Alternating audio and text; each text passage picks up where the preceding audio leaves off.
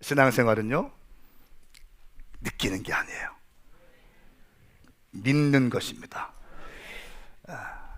우리 상황과 환경을 묵상하면 하나님이 살아계시지 않는 것처럼 느낄 때가 얼마나 많은데요. 마치 잊으신 것 같다. 내가 더 이상 하나님의 관심의 대상이 아닌 것 같다는 느낌을 갖고, 그럴 때 우리는 슬픔이 있거든요. 그럴 때 우리는 감격이 사라지고 기쁨이 사라지는 거거든요. 그런 마음 가운데 오신 분들, 더 이상 하나님이 내 인생에 어떠한 것도 기대하지 않는 듯한 느낌을 가지고 오신 분들, 예수님의 이름으로 그 잘못된 느낌들이 파쇄될지어다. 그 신앙이 아닙니다. 신앙생활은 믿는 거예요. 오늘 요셉에 대해서 말씀을 증거하겠는데, 요셉의 인생을 우리가 쭉 보고 있습니다. 17살 때 노예로 팔려갔습니다. 채색 옷을 입고 자라던 요셉 아닙니까? 형제들보다 특별한 사랑을 받고 섬김을 받고 자라던 요셉이 17살의 나이에 형들에 의해서 애굽의 노예로 팔려갑니다. 애굽의 노예로 팔려갔는데 거기서 또 열심히 했죠. 최선을 다했습니다. 요셉의 그 키워드는 뭐냐면 충성됨이에요. 그리고 하나님 앞에서의 신앙생활이에요. 충성됨으로 노예 생활을 합니다. 보디발 장군의 집에서 열심히 하게 되니까 가정 전반을 책임지는 그런 위치에 올라가죠. 근데 이 20대 초반에 혈기왕성하고 성적인 호기심이 많은 그 나이에 이 보디발 장군의 아내가 눈짓으로 유혹하죠. 날마다 유혹하죠. 옷을 붙잡고 성적 관계를 하자고 유혹합니다. 근데 이 젊은이가 하나님 앞에서의 신앙을 정확하게 붙잡아내고 자기를 믿어준 보디발 장군과의 신의를 지키기 위해서 또 정확한 펜스룰을 가지고 함께 있지도 않습니다. 그러면서 자신을 하나님 앞에 거룩함으로 유지해요. 이것이 요셉의 삶의 여정인데, 자신을 거룩하게 하나님 앞에서 지키려고 했던 이 요셉의 마음을 이 보디발 장군의 아내는 오히려 성추행범으로 만들어버립니다. 그리고 그 여인이 옷을 잡았을 때 요셉이 옷을 벗어놓고 그냥 나갔기 때문에 이 겉옷이 증거물이라고 하면서 거짓 증거물을 채택해서 요셉을 감옥에 들어가게 합니다. 이것이 지난주까지 39장까지의 말씀입니다. 근데 이 오늘 말씀을 보면 요셉이 또 한 번의 원망할 수 있는 포인트가 나와요. 지금 요셉은 형제들에게 팔려갔어요. 형제들에 의해서 팔려갔습니다. 형제들에 대한 원망이 충분한 그런 상황이에요. 그리고 자신이 최선을 다해서 섬겼던 가정의 이 보디발 장군의 아내로부터 성적인 것을 지켜내기 위해서 씨름했는데 오히려 성폭행범으로 몰려서 감옥에 들어왔어요. 원망할 수 있는 상황이에요. 근데 오늘 세 번째 또 한 번의 원망의 중요한 사건이 등장하는데, 이 보디발 장군 말씀을 가만히 보니까 요셉이 보디발 장군의 감옥에 갇혀요. 말씀을 좀 보실까요? 40장 1절부터 우리 4절까지의 말씀만 함께 읽겠습니다. 이 말씀은 살아계신 하나님 말씀입니다. 아멘. 시작. 얼마 후 이집트 왕 가운데 술 맡은 신하와 빵 굽는 신하가 그 주인인 이집트 왕에게 잘못을 저질렀습니다. 바로는 그 두 신하 곧 술 맡은 신하와 빵 굽는 신하에게 진노했습니다. 바로는 그들에게 경호대장의 집에 있는 감옥에 가두었는데 그것은 요셉이 갇혀 있는 감옥이었습니다. 경호대장은 요셉에게 명령해서 두 신하를 시중들게 했습니다. 그들이 얼마 동안 감옥에 갇혀 있었습니다. 아멘. 아멘. 이 경호대장은 나와 있죠. 경호대장이 보디발입니다. 보디발 집의 감옥에 요셉이 갇혔던 거예요. 그런데 왕의 신하 중에 핵심인 술 맡은 관원장과 떡 맡은 관원장이 왕에게 실수를 했든지 잘못을 했든지 아니면 모함이든지 어쨌든 이유 가운데 이 신뢰받던 사람들이 감옥에 오게 되는데 바로 이 보디발 장군 경호대장의 집에 있는 감옥으로 옵니다. 그곳은 요셉이 있던 자리예요. 더 놀라운 사실은 이 경호대장이 요셉에게 명령해서 두 신하를 시중들게 합니다. 4절 말씀에. 그러니까 요 말씀을 보면 행간을 살펴보면 보디발 장군은 요셉을 아직도 신뢰합니다. 어쩌면 보디발 장군은 이 자신의 아내가 이렇게 요셉에게 성폭행을 당하려고 했다고 했던 이 거짓 메시지가 거짓인 줄 아마 눈치를 챘을지도 모르겠어요. 요셉을 신뢰했어요. 요셉을 아꼈습니다. 그리고 왕의 완전 핵심들이 감옥에 들어왔는데 이 중요한 사람들을 요셉에게 시중 들게 합니다. 여러분, 살다 보면 억울하게 감옥에 갇힐 때가 있다는 거예요. 억울하게. 우리 강력계 형사님 입장에서는 어떻게 보실지 모르겠지만 억울하게 갇힐 때가 있잖아요. 억울하게 모함을 당할 때가 또 있잖아요. 그럴 때가 있어요. 근데 오늘 말씀에 보면 하나님께서는 이 요셉을 점점 애굽 왕 바로를 향해서 요셉을 조금씩 인도하고 있는 겁니다. 할렐루야. 애굽 왕 바로 앞에 세우기 위해서 애굽 땅의 노예로 팔려오게 하고 애굽 땅에 왔어요. 그리고 이제 그 애굽 왕궁에 들어가게 하기 위해서 그 경호대장 보디발 장군의 집에 노예로 팔려오게 했어요. 그리고 애굽 왕궁에 들어가게 하기 위해서 애굽 왕의 두 핵심적인 신하들이 감옥에 왔을 때 같은 방에 들어오게 하시고 이 요셉을 통해서 두 신하를 섬길 수 있는 기회를 허락합니다. 하나님은요, 이 우리 인생의 어쩌면 감옥도 애굽 왕 바로를 만나러 가게 하는 길목으로 사용하신다는 겁니다. 근데 여기서 중요한 것이 하나님의 이런 보이지 않는 섭리가 있어요.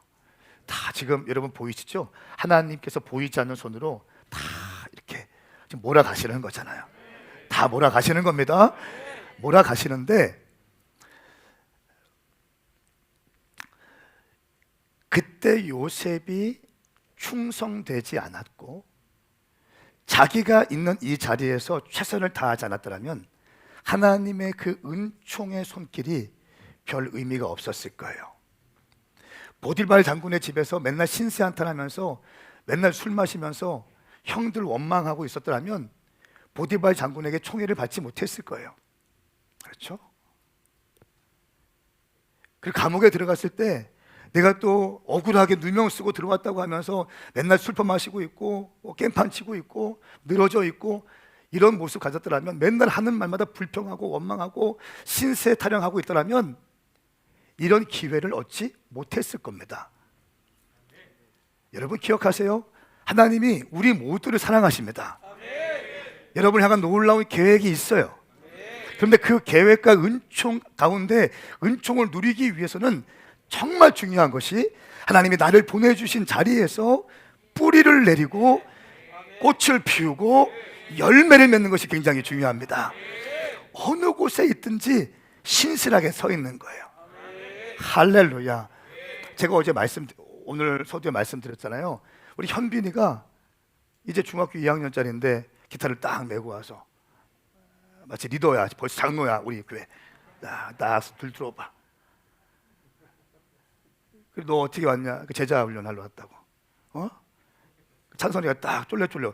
찬선이가 바뀐 거 아시죠? 금요일 날 뜨겁게 기도하더라고 그 아이가.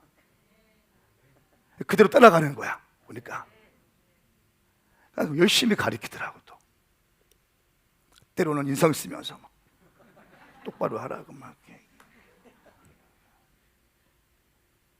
이게 뭡니까 여러분? 작은 거라고 느껴지는 그거에 충성을 다해내는 거예요. 요셉이 그런 삶이었다는 거예요. 사랑하는 여러분, 하나님은 여러분을 사랑하십니다.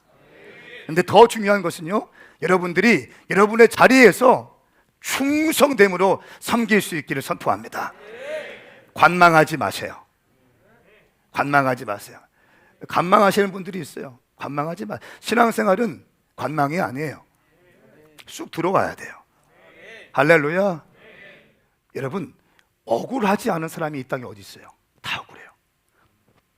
누군가를 원망하지 않을 수 있는 인생을 사는 사람들이 몇 명이 있겠습니까? 상처 입지 않은 사람이 몇 명이 있겠어요?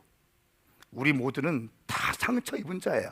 그런데 상처 입었지만 예수 그리스도의 십자가의 사랑이 우리 가운데 부어졌기 때문에 상처 입은 자로 머물러 있는 것이 아니라 상처 입은 치유자가 되어서, 할렐루야.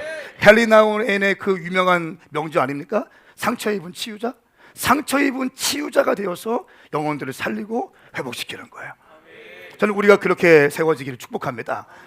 요셉이 바로 그 일을 했다는 거예요. 엄청난 상처가 있었지만, 원망할 법한 인생이지만 요셉은 원망을 하지 않습니다. 그렇기 때문에 하나님의 보이지 않는 손길이 요셉을 점점 애굽의 바로 왕에게 인도하실 때에 그냥 스무스하게 이것이 가게 되는 거예요. 은총이라고 하는 것이 느껴지는 거예요. 그런데 이 은총이라는 것은 아무에게나 주어지는 것이 아니라는 거예요. 최선을 다하는 자에게 은총이 부어지는 거예요. 할렐루야. 여러분, 하나님께서 여러분의 삶 가운데 은총의 문을 여시고 싶어 하십니다. 충성됨으로, 성실함으로 그 은총의 문에 들어갈 수 있기를 선포합니다. 요셉이 이런 일이 있었어요. 그리고 감옥에 들어가서 보니까 두 신하가 오는 거예요. 떡 맡은 관원장, 술 맡은 관원장. 근데 얼마나 요셉이 신실했는지, 자기도 억울하고 원망이 있을 텐데 그 두 사람의 얼굴을 살펴요. 말씀을 보시겠어요? 7절과 8절 말씀입니다. 시작. 요셉은 자기 주인의 집에 함께 갇혀 있는 바로의 신하들에게 물었습니다. 오늘은 두 분의 얼굴빛이 왜 그리 안 좋으십니까? 그들이 대답했습니다. 우리가 꿈은 꾸었는데 꿈을 풀이해 줄 사람이 없구나. 요셉이 그들에게 말했습니다. 꿈을 풀이하는 것은 하나님께 달린 일이 아니겠습니까? 꿈꾸신 것을 제게 말씀해 보십시오. 아멘. 아멘. 자, 보세요. 이 술 맡은 신하, 떡 맡은 신하는요, 바로 왕의 완전 핵심들입니다. 그때는 독살이나 이 쿠데타가 많았기 때문에 음식물을 통해서 술에 약을 타고 뭐 이렇게 먹는 거에 약을 타서 독살을 해서 죽이기도 했거든요. 그렇기 때문에 완전 신뢰할 만한 사람들이 딱 옆에 있어야 되는 거예요. 먼저 왕이 먹기 전에 술을 마셔보는 거예요. 그러니까 느헤미야가 이 일을 했어요. 페르시아의 술 맡은 관원장이었어요. 그러니까 느헤미야가 완전히 신뢰를 받은 사람 아닙니까? 이런 사람들이 지금 감옥에 와 있는 건데, 히브리 청년 노예인 요셉이, 보세요, 바로의 최측근 술 맡은 관원장, 떡 맡은 관원장의 얼굴을 살피면서 지금 대화하고 있는 모습이에요. 그리고 이제 이 사람들이 자신의 꿈꾼 것을 요셉에게 이야기하면서 멘토링을 받기 시작해요. 히브리 청년 노예입니다. 감옥 안에 있지만 요셉이 그 신하들의 얼굴까지 살피는 섬김과 섬세함을 보여주고요, 그들의 문제를 요셉에게까지 가져와서 멘토링을 받고 자문을 받는 장면이 지금 등장하고 있는 것입니다. 자, 그러면서 요셉은 이렇게 말하죠. 우리 강현주 집사님께서 기도하실 때 인용한 말씀인데, 꿈을 풀이하는 것은 하나님께서 달린 일이 아니겠습니까? 요셉을 보면 인생 만사를 하나님께 초점을 갖다 둡니다. 내 힘이라고 얘기하잖아요. 나는 최선을 다하지만 내 힘이라고 얘기하지 않고 하나님에 대해서 정확하게 튜닝을 한다는 거예요. 모든 것은 하나님께 달린 일이 아니겠습니까? 자, 그러면서 이제 꿈을 해몽하는데 우리가 너무 잘 아는 이야기입니다. 떡 맡은 관원장은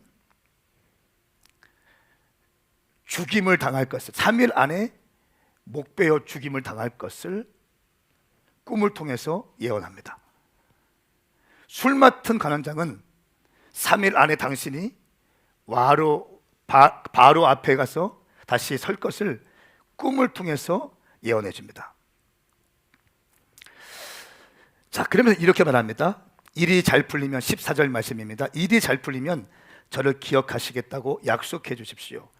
제게 은혜를 베풀어 바로께 제 이야기를 하셔서 저를 이 감옥에 내보내 주십시오. 저는 히브리 땅에서 끌려왔는데 여기에서 감옥에 갇힐 만한 일은 결코 하지 않았습니다. 자, 단단히 일러주는 거예요. 술 맡은 간원장이 이 꿈을 해몽해주고 잘 돼서 나가게 되면 나를 반드시 기억해 주십시오. 나는 절대로 죄 지은 일이 없습니다. 단단히 약속을 했겠죠. 그리고 3일 만에 나가게 됩니다. 요셉과 술 맡은 간원장은 어떻게 얘기했을까요? 술 맡은 간원장이 정말 당신의 꿈 해몽대로 내가 나가게 되었다고, 고맙다고. 아마 이 사람은 그 꿈 해몽을 받은 날부터 3일 동안 72시간 동안 정 설레이는 시간을 보냈을 거예요. 그리고 빵 맡은 간원장은 너는 당신은 죽임을 당할 거라고 이렇게 얘기를 하잖아요. 72시간 동안 정말 죽음의 시간들을 보냈을 겁니다. 그러면서 이제 술 맡은 간원장이 나가면서 이렇게 얘기했을 거예요. 고맙습니다. 고맙습니다. 내가 꼭 기억하겠습니다. 그리고 억울한 당신 보니까 정말 억울해서 온 것 같은데 잘 얘기해서 나오시도록 하겠습니다. 약속 지키겠습니다. 이런 말을 했을 거예요. 요셉은 꼭 기억해 주십시오. 저는 정말 그런 일을 한 적이 없습니다. 사실이 아닙니다. 그런데 말씀을 보니까 술 맡은 간원장이 요셉을 잊어버립니다. 자, 우리 21절부터 22절 3절까지 말씀 함께 읽겠습니다. 시작. 바로는 술 맡은 관원장을 원래 직위로 복귀시켜 그가 바로에게 잔을 바치게 했습니다. 그러나 바로는 빵 굽는 관원장의 목을 매달았습니다. 요셉이 그들에게 꿈을 풀어준 대로였습니다. 하지만 술 맡은 관원장은 요셉을 기억하지 않고 잊어버렸습니다. 아멘. 아멘. 우리는 아멘 했지만 요셉의 입장에서 너무 술 맡은 간원장은 요셉을 기억하지 않고 잊어버렸습니다.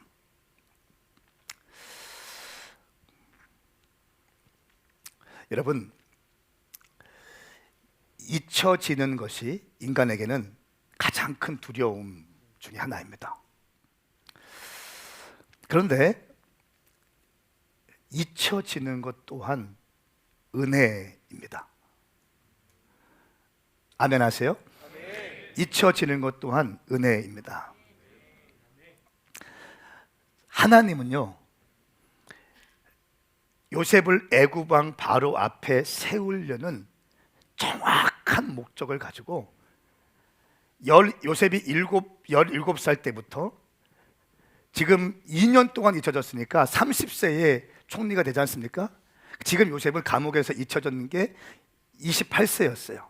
그러니까 17살에서 28살까지 약 11년 동안을 보디발 장군의 노예로서 있으면서 감옥에서 억울하게 죄수의 삶을 살고 있는 거예요. 11년 동안. 그리고 더군다나 2년 동안 그렇게 나가면 잊지 않겠다고 말했던 사람이 2년 동안 깜깜무소식인 거예요.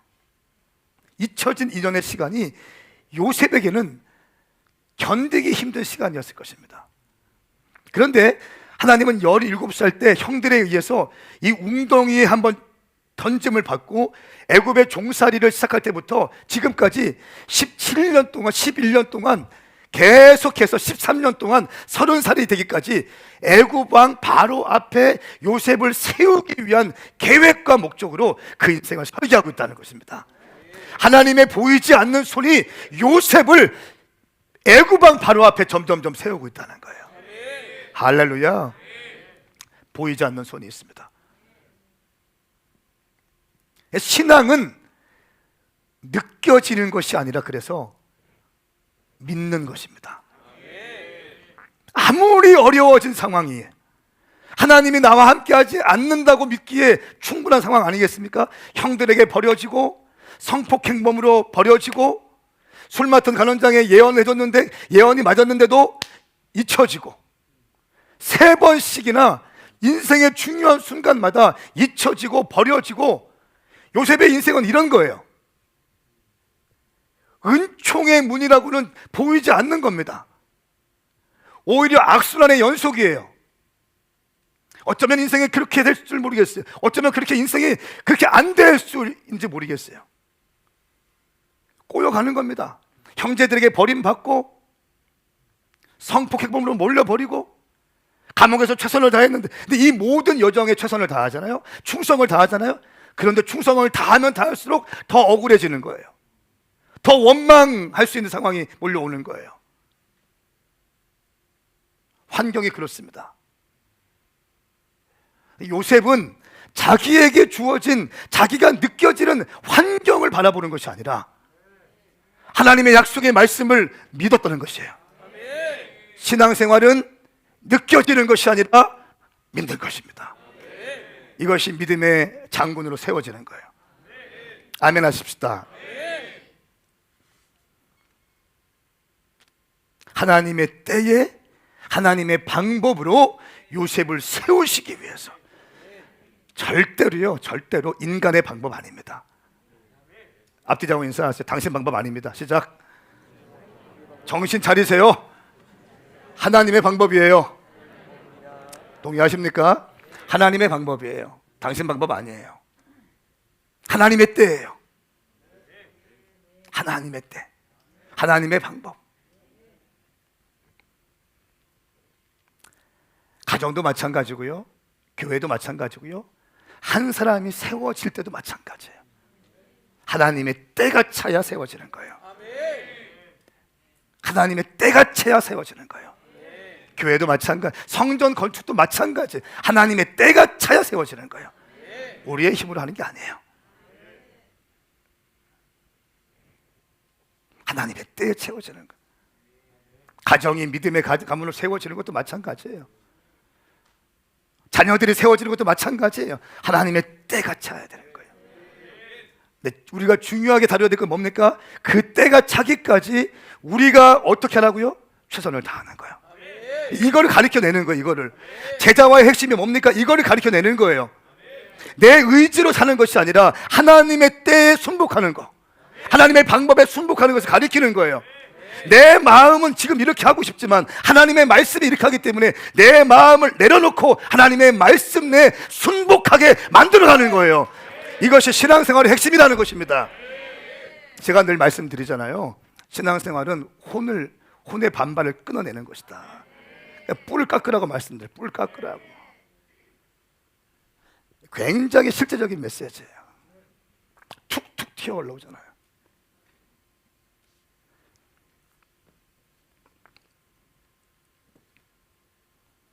이 모든 상황이 원망할 수밖에 없는 상황이 되었어요. 근데 원망의 입술을 열지 않습니다.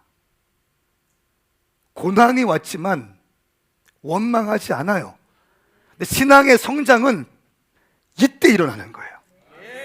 고난이 상황이 왔는데 원망하지 않을 때, 고난이 몰려왔는데 입술을 닫고 원망하지 아니하고 하나님을 바라볼 때 신앙의 성장이 있어지는 거예요.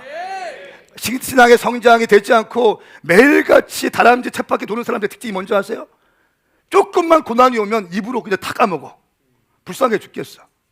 조금만 어려운 일이 있으면 입으로 다 토해내. 다시 엎어져요. 조금만 어려운 일이 있으면 입으로 다 원망하고 있어. 가정에 무슨 일이 생기면 책임 전가해. 당신 때문이라고. 남편 때문이라고. 남편의 아내 때문이라고. 아이가 이렇게 된 거는 당신 때문이라고. 절대로 안 됩니다. 아멘 하시겠어요? 원망은 당신의 신앙과 인생에 도움이 안 됩니다. 요셉을 바라보십시오. 인생의 중요한 대목마다 원망할 법한 상황이 펼쳐지지만 그때마다 뭐합니까? 입을 닫아버려요. 신앙생활은 이거 연습하는 거예요.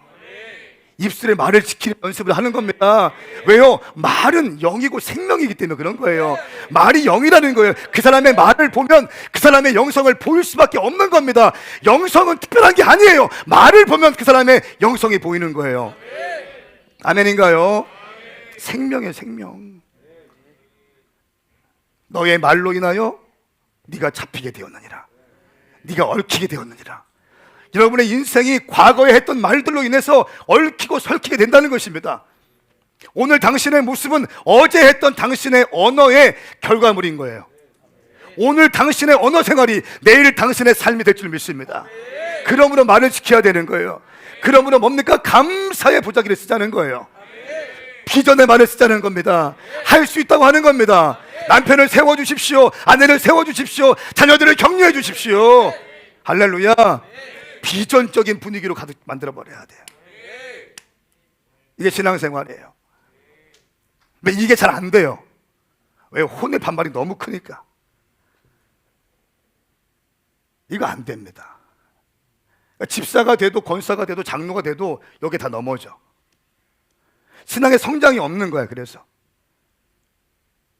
여러분, 신앙의 성장을 가져오기 위해서는요, 정말 중요한 게 고난이 왔을 때 원망하지 않고 주님을 경배할 때 업그레이드 되는 거예요. 저는 가슴에 손 얹어보세요. 입술에 손 얹어보세요. 손 얹으세요. 입술에. 당신 입에 손댄 모든 영혼들이 어떠한 고난, 원망을 그치고 여호와께 감사하는 입술로 할례를 받을지어다. 할례 받을지어다. 아멘인가요? 예, 손을 떼시겠습니다. 굉장히 중요한 영적 원리예요. 믿음의 사람들 보면 저는 불평하는 걸 본 적이 없어. 오늘 요셉이 원망합니까? 억울하잖아요. 책임 전가할 수 있잖아요. 형들 때문에, 보디발 장군의 아내 때문에, 술 맡은 간원장 때문에 내 인생이 지금 30까지 됐는데 13년 동안 노예 생활하고 죄수 생활하고 내 인생은 이게 뭔가? 라고 원망할 수 있는 상황이에요. 원망하지 않고 주님을 바라보는 거예요. 사울을 보십시오. 사울은 이스라엘의 대적이었던 골리앗이 이스라엘을 공격했습니다. 아무도 나가서 대항할 수 있는 사람이 없었어요. 다윗이 일어나서 물맷돌로 골리앗을 깨뜨리죠. 그때 수많은 사람들이 어떻게 합니까? 사울은 천천히요, 다윗은 만만이다. 이 말을 듣고 사울이 시기심이 확 일어나기 시작해요. 3번씩이나 듣거든요. 사울은 천천히요, 다윗은 만만이다. 황성은 목사는 천천히요, 백사랑 목사는 만만이다. 담임 목사가 부목사 죽이려고 계속 이런 느낌인 거잖아요. 질투하고 시기하기 때문에 어떻게 합니까? 그래서 원망하기 시작해요. 다윗이 아니었더라면 내가 인기를 얻을 수 있을 텐데. 다윗을 원망하기 시작해요. 그 결과가 무엇입니까? 하나님께 죽임을 당하고 태어나지 않았으면 좋았을 뻔했다. 이런 평가를 받고 인본주의 왕의 대명사로 전락해버립니다. 다윗을 보십시오. 10년 넘게 사울에게 피해를 당하고 있어요. 광야에서 10년 넘는 시간들을 도망자로 살고 있습니다. 말이 10년이죠. 여러분, 이스라엘 다음 연도에 갈 건데 꼭 가시기 바랍니다. 광야에서 일주일만 버텨봐. 코에 먼지 들어가고 막 힘들 거예요. 광야에서 10년 동안 사울을 피해서 도망자로 살고 있습니다. 그런데 분노가 끓어올 때마다 밤하늘의 별을 바라보면서 주님을 경배하기 시작해요. 여호와는 나의 목자시니 내게 부족함이 없으리로다. 광야 가운데 그런 어메이징한 시편들이 나오기 시작하는 거예요. 다윗은 원망하지 않고 다윗은 감사해요. 고난의 시간에 원망이 아니라 감사하는 거예요. 그 계속 다윗의 믿음 올라가는 거예요. 할렐루야. 사울은 점점 내려가기 시작하는 거예요. 사랑하는 성도들이여, 당신 인생 가운데 고난이 밀려올 때 원망을 그치고 감사하기를 예수님의 이름으로 선포합니다. 굉장히 중요한 메시지. 요셉을 보면 그것이 눈에 확 튀어 올라왔어요.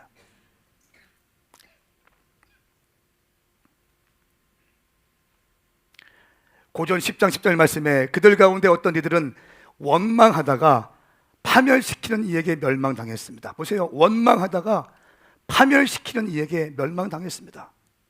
여러분은 그들처럼 원망하지 마십시오. 원망. 과거에 그 사람이 내 인생에 다가오지 않았더라면, 내가 내 남편을 만나지 않았더라면, 내가 내 아내를 만나지 않았더라면 하면서 원망하는 거 있죠. 그 원망은 당신의 인생을 파멸시킨다는 거예요. 시편 119편 61편 악한 무리가 나를 꽁꽁 묶었지만 내가 주의 법을 잊지 않았습니다. 악한 무리가 나를 꽁꽁 묶을 때가 있다는 거예요. 억울할 때가 있다는 겁니다. 이 말씀의 표현 보십시오. 악한 무리가 나를 꽁꽁 묶기 시작합니다. 내가 주의 법을 잊지 않았습니다. 내가 원망하지 않았습니다. 시편 119편 71편 말씀에 내가 고난을 받는 것이 내게는 잘된 일입니다. 이는 내가 주의 율례를 배우기 때문입니다. 고난 받는 것이 내게 유익이라고 말씀하고, 이거 이해 안 되는 말씀이잖아요. 하나님의 큰 섭리 가운데 보면 이 고난이, 내 삶에서 느껴지는 이 고난이 유익이라는 거예요. 여러분, 만일 이 요셉이, 술 맡은 간원장이 2년 동안 이 요셉을 잊지 않고 나가자마자 요셉을 기억해서 바로 왕에게 말해서 요셉이 감옥에서 나갔더라면 요셉은 뭐 했을까요? 첫 번째, 고향으로 돌아갔을 거예요. 히브리 땅으로. 두 번째, 잘하면 보디발 장군의 집에 복직해서 가정 총무로 열심히 일했을 거예요. 그렇지 않으세요? 잊혀졌기 때문에 애굽 왕 바로 앞에 서게 된 거예요. 하나님께서 술 맡은 간원장의 머릿속에 지우개로 지우신 거예요. 하나님이 지우시는 거예요. 모든 인생 만사는 하나님이 통치하신다. 고난이 밀려올 때 하나님이 내 인생을 통치하신다. 요셉 가운데 이런 고난이 있었기 때문에 애굽 왕 바로 앞에 설 수 있었고, 총리가 될 수 있었고, 삶의 지혜자가 될 수 있던 것이에요. 저는 선포합니다. 이 자리에 있는 모든 사랑하는 주의 백성들 가운데 고난의 때에 원망이 아니라 감사가 입술에 터지기를 예수님의 이름으로 선포합니다. 하나님의 시간이 있습니다. 시간은 카이로스의 시간과 크로노스의 시간이 있죠. 크로노스는 자연적 시간을 의미하는 거예요. 카이로스는 하나님의 시간을 의미하는 겁니다. 하나님의 때, 하나님의 계획, 하나님의 방법이 역사하시는 시간. 지혜로운 사람들이 그걸 봐요. 흐름을 보는 거예요. 흐름을. 주님께서 지금 뭘 하고 싶어 하시는가 보는 거예요. 주님이 지금 무엇을 하기 원하시는가 보는 거예요. 머리를 막 굴리는 게 아니에요. 주님이 지금 내 인생 가운데 무엇을 하기 원하시는가.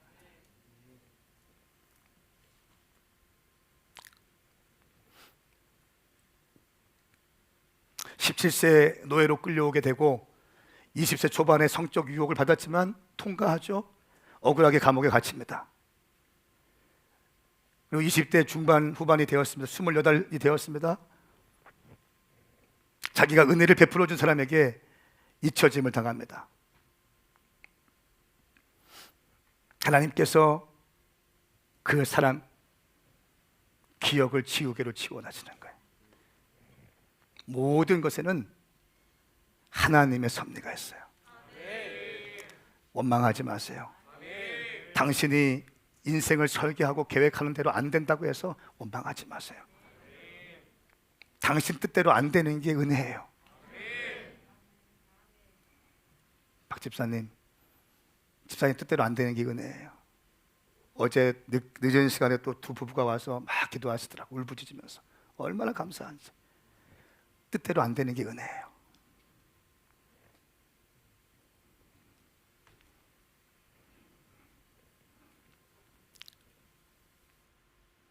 바울이 복음에 열정 있는 사람 아닙니까? 돌 맞아도 다음날 일어나서 복음을 증거했던 사람 바울 아니에요? 바울도 로마 감옥에서 얼마나 있습니까? 2년 동안 있어요. 2년 동안 잊혀져요. 그때 주님 뭐 하십니까? 로마 황제 앞에 세우기 위해서 바울의 지친 몸을 회복시키시고 준비시키시면서 로마 황제 앞에 설 수 있도록 그 시간들을 준비하시는 거예요. 할렐루야. 요셉을 2년 동안 썩히시는 거예요. 그냥 숙성을 시키는 거예요. 숙성을 시키는 거예요. 그리고 애굽왕 바로 앞에 세우시는 거예요.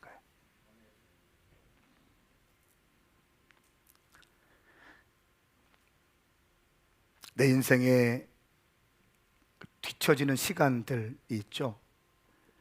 의미 없게 느껴지는 그런 순간들이 있습니다. 내가 지금 뭐 하고 있나? 의미가 없게 느껴지는 시간들과 상황들이 있어요. 그때 충성됨으로 당신의 삶을 유지하세요. 모든 믿음의 사람들은 고난을 통과했습니다. 모든 믿음의 사람들이에요. 고난을 통과했습니다. 그러므로 신앙은 느끼는 것이 아니라 믿는 것이다. 믿음의 사람들이 내 삶에 느껴지는 환경과 상황에 집중했더라면 그 고난을 돌파하지 못했을 거예요. 느껴지는 것이 아니라 그가 믿고 있던 하나님에 대한 절대적 신뢰를 통해서 그 고난을 통과하게 된 것입니다. 저는 오늘 여러분들이 이 믿음을 가지고 지칠 대로 지친 상황에서 오신 분이 있습니까? 깨어진 마음으로 가지고 오신 분들이 있습니까? 여러분들 삶 가운데 상황에서 느껴지는 것이 아니라 하나님께서 당신에게 하시는 말씀, 언약의 말씀, 기록된 하나님의 말씀, 이 말씀 붙잡고 승리하시길 축복합니다. 그렇기 때문에 성경은 또 말씀하고 있어요. 모든 일에 믿음의 방패를 가지고 이것으로 악한 자의 모든 불화살을 소멸시키며, 할렐루야. 믿음의 방패. 어떤 믿음의 방패예요? 하나님의 말씀에 대한 믿음 방패. 불화살 쏴봐. 믿음의 방패 다 막아내.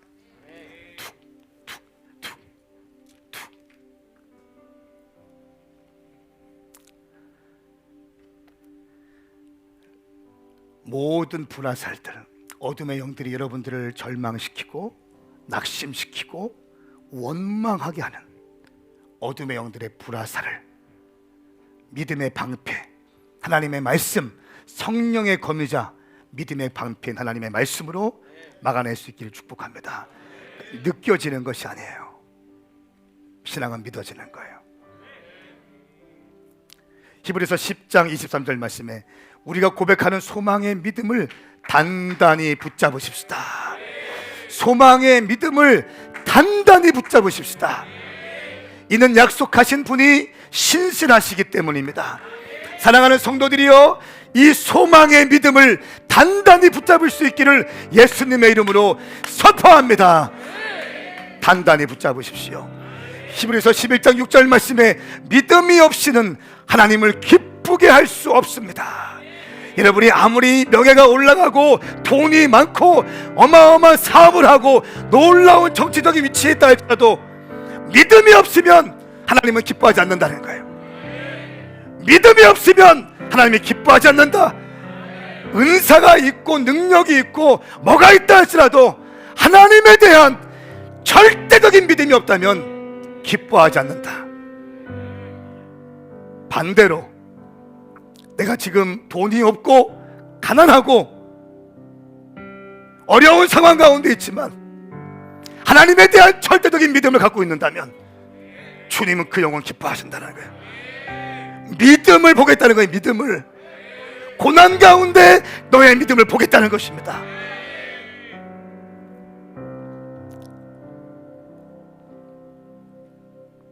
그러므로 고난 가운데 우리가 할 수 있는 것은 무엇입니까? 성경에 정확하게 결론 내리고 있습니다. 야고보서 5장 13절 말씀 함께 선포합니다. 시작. 여러분 가운데 고난당하는 사람이 있으면 기도하십시오. 즐거운 사람이 있으면 찬송하십시오. 할렐루야. 고난당할 때 기도하는 것입니다. 기도하는 거예요. 팍 울부짖는 겁니다. 지난 금요일부터 우리가 불타는 심령 기도회를 다시 시작했습니다. 쫙 무릎 꿇고 막 기도해요. 안수 목사님들 한 4명, 4분 정도 같이 막 안수하는데 4분이 같이 안수해도 시간이 너무 모자랐어요. 얼마나 강력하게 기도하는지. 고난당할 때 머리 굴리는 거 아니에요. 고난당할 때는 딱 무릎 꿇는 거예요. 주님 나와 함께하여 주시옵소서. 주님 나와 함께하여 주십시오. 내 상황을 주님 부정적인 상황이지만 내가 상황을 바라보지 않을 것입니다. 내가 느끼는 것으로 믿음을 정의하지 않을 것입니다. 나는 주님을 향한 언약의 말씀을 붙들고 나아갑니다. 내 삶 가운데 돌파를 허락하여 주십시오. 내가 주님의 때를 기다릴 것입니다. 이것이 믿음이라는 거예요. 고난당하는 자들이 있습니까? 무릎을 꿇으세요. 말 좀 그만하시고 무릎을 꿇으세요. 원망 그만하시고 무릎 꿇으세요. 신세 한탄 그만하시고 무릎 꿇으세요. 알고 있죠? 근데 기도가 안 되죠? 기도를 하는 겁니까? 못 하는 겁니까? 안 하는 겁니까? 당신 기도 안 하는 거 아니에요. 못 하는 거예요. 훈련이 안 돼 있어요. 무릎 꿇고 주님 앞에 엎드릴 수 있는 아는 건 많이 아는데 여기저기서 많이 듣고 있는데 훈련 안 돼 있어요. 그래서 못 하는 거예요.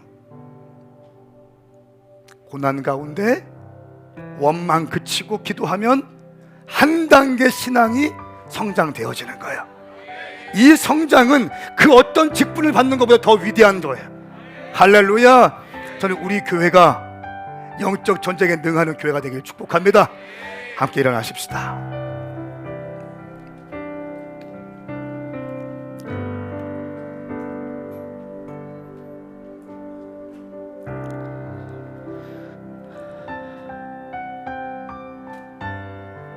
우리 찬양하실 때 이 눈에 아무 증거 아니 배워도 좀 너무 빠르게 하지 말고 좀 천천히 믿음으로 찬양하시면서 함께 기도했으면 좋겠어요. 그리고 다짐하세요. 찬양을 고백하시면서 여러분의 믿음을 쫙 세워나가세요. 하나님께 찬양하시면서 기도하십시다. 요셉이 감옥에 있을 때 잊혀진 이전의 시간들, 술 맡은 가는장에 나가서 얘기해 주겠다. 언제 나를 부르나, 언제 내 이름을 부르나 날마다 아마 기다렸을 거예요. 간수들이 요셉을 부르면 자기는 지금 출소하는 줄 알고 설레이는 마음으로 나갔을 겁니다. 근데 아닌 거예요. 밤마다 그는 뜨거운 눈물을 흘렸을 것입니다. 인간적으로 원통해하고 분해서 인간적으로 원통해하고 분해서 밤마다 통곡하면서 울고 있는 요셉의 머리를 우리 주님은 쓰다듬으시면서 이렇게 말씀하실 거예요. 요셉아, 내가 너와 함께하는 거 느껴지지 않아? 내가 너와 함께하는 거 느껴지지 않아? 너를 어렵게 한 사람들 있지? 너를 팔아버린 형제들 있지? 보디발 장군의 와이프 있지? 술 맡은 간원장 있지? 너 원망하지 마. 내 아들아, 원망하지 마. 원망하지 마. 네가 원망하고 불평하면 나의 뜻을 이룰 수가 없어. 원망하면 그걸로, 여러분 고난 중에 원망하면 그걸로 끝입니다. 잘 들으세요. 제가 말씀을 준비하면서 계시적으로 부어진 메시지예요. 고난 중에 입술로 원망하면 그걸로 끝. 굉장히 제가 두려움을 느꼈어요. 고난 중에 원망하면 답이 없습니다. 끝이에요. 근데 고난 중에 원망 대신 소망을 갖고 여호와를 경외하기 시작할 때 주님께서 그 인생을 하이라이트 하기 시작하는 거예요. 오호, 하이라이트 하시기 시작합니다. 고난 중에 원망하지 않고 감사하며 주님을 향하는 인생들, 우리 주님을 기억하신다는 것입니다. 아가서 6장 말씀에 술람미 여인이 그 많은 고난을 받았지만 그대의 모습은 깃발을 높이 든 위험 있는 군대의 모습과 같습니다. 할렐루야.